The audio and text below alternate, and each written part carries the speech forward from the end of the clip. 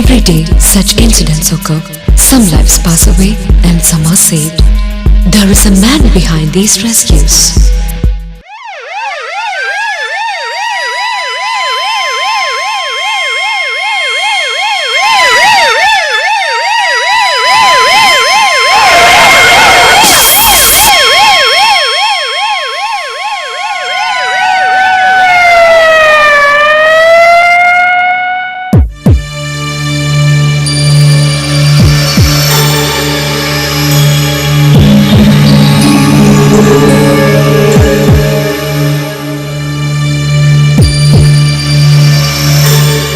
A doctor?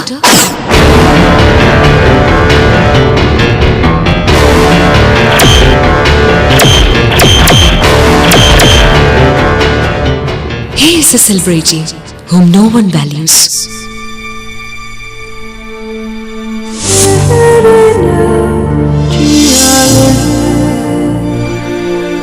Much before the polished skills of a doctor can save a singing life, it is taken up by a soul with a motto to serve, an ambulance driver. Let's take a glimpse into one such a soul. This is Savior, a humble servant of God, who has been saving lives for the past 23 years.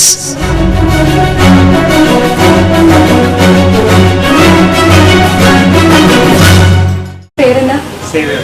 എവിടെ വീട്? വീട്ടിൽ ആരൊക്കെയുണ്ട്? ചേട്ടൻ ഏത് ഹോസ്പിറ്റലിന് വേണ്ടി work ചെയ്യുന്നത്?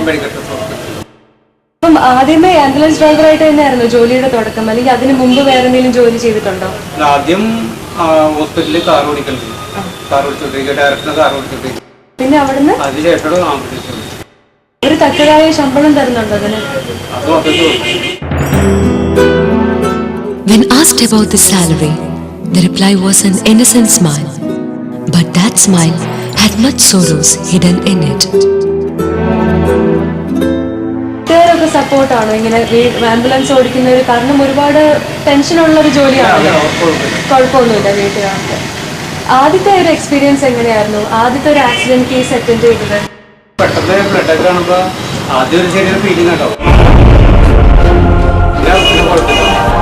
അങ്ങനെ നമ്മുടെ ശ്രദ്ധക്കുറവ് കൊണ്ട്, അതായത് വണ്ടി വൈകി എത്തിയോണ്ട് മരിച്ച ഏതെങ്കിലും കേസുണ്ടോ? ഒത്തിരി മരണങ്ങൾ ഇപ്പൊ ചേട്ടൻ കാണുന്നു. അപ്പൊ അത് ചേട്ടനെ എന്തെങ്കിലും എഫക്ട് ചെയ്തിട്ടുണ്ടോ? രാത്രി ഒരു ഡെഡ് ബോഡിയായിട്ട് പോകും. ഡെഡ് ബോഡിയായിട്ട് പോകുമ്പോൾ ചിലപ്പോൾ ഇവര് വീട് ദൂരല്ലായിരിക്കുള്ളൂ. വീട്ടിലേക്ക് അറിയിക്കാനുള്ള സമയം കിട്ടൂല. നമ്മളെ ഡെഡ് ബോഡിയായിട്ട് വീട്ടിൽ ചെന്നിട്ട് വീട്ടുകാർ മുട്ടി വിളിക്കും. വീട്ടിൽ വിളിച്ചു കഴിയുമ്പോൾ ആൾക്കാർ അത് കാണുന്നത്, മരിച്ച സീനും എല്ലാം കാണുന്നത്. അന്നേരം പെട്ടെന്ന് ആർക്കായാലും പെട്ടെന്ന് ഷോക്ക് വരും. ആ ഷോക്ക് കാണുമ്പോൾ നമ്മൾ എത്ര പണക്കെട്ട് എല്ലാവരും ആയാലും നമ്മൾ തന്നെ കണ്ണിൽ നിന്ന് വെള്ളം വന്നു പോകും. അത് നമുക്ക് എല്ലാവർക്കും സംഭവിക്കുന്ന കാര്യങ്ങളാണ്. അപ്പം നമ്മൾ വിചാരിക്കും ഇത് നേരെ ഇന്നിപ്പോൾ ഇവർക്ക് സംഭവിച്ചു, നാളെ നമുക്ക് സംഭവിക്കാറുള്ളത് നമ്മൾ ഒക്കത്തിന് മറ്റൊരു വരും. അതൊക്കെ നമുക്ക് ഭയങ്കര ബുദ്ധിമുട്ടാണ്. അത് പല സംഭവങ്ങളും ഉണ്ടായിട്ടുണ്ടായിരുന്നു.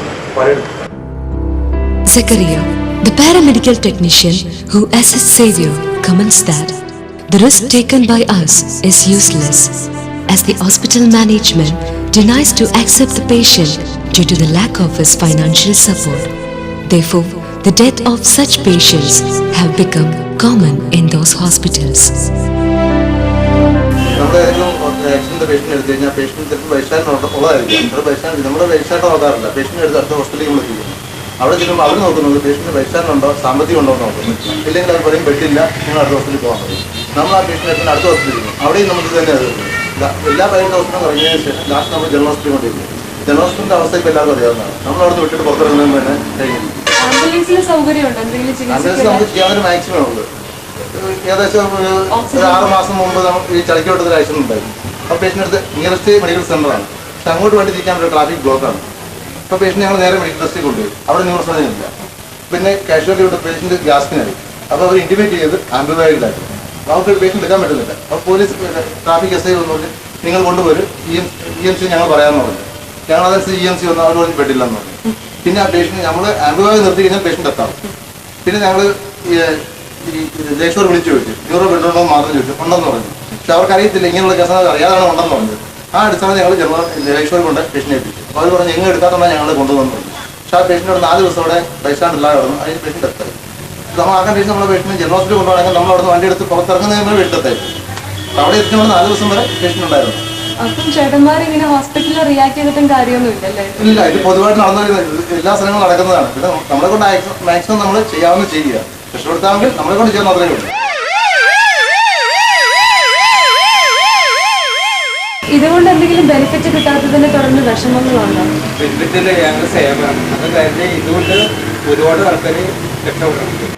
അപ്പോൾ നമുക്കൊരു മനസ്സിനൊരു സാറ്റിസ്ഫാക്ഷൻ കിട്ടും. നമ്മളായിട്ട് ചെയ്തല്ലോ ശമ്പളത്തെക്കാളും മറ്റൊരു.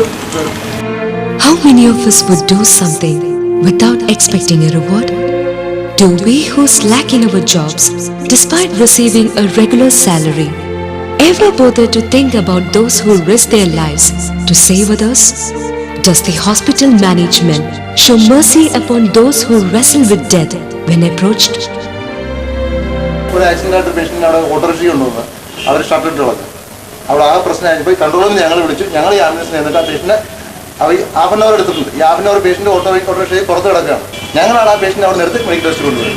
അപ്പോൾ ആക്സിഡൻ്റ് ആയ പേഷ്യൻ്റ് വന്നിട്ട് ഒരു ഹോസ്പിറ്റലിൻ്റെ കാഷ്വാലിറ്റി വേണ്ടി ഷട്ടറിട്ട് ഫോട്ടോയ്ക്കകത്ത് കിടക്കാൻ ആരംഭിച്ചു. സാധാരണ ഒരു പേഷ്യൻ്റ് ഏതൊരു ഹോസ്പിറ്റൽ വന്നാലും ശരി ഫസ്റ്റ് എയ്ഡ് കൊടുക്കുകയെന്നുള്ള ഹോസ്പിറ്റലിൻ്റെ ന്യായമാണ്. അവർ ഫസ്റ്റ് എയ്ഡ് കൊടുത്തേ പറ്റൂ. എന്നിട്ട് അവിടെ ഫാസിലിറ്റീസ് ഇല്ലെങ്കിൽ അടുത്ത ഹോസ്പിറ്റലിൽ എത്തിക്കേണ്ട ഉത്തരവാദിത്തം അവരുടേതാണ്.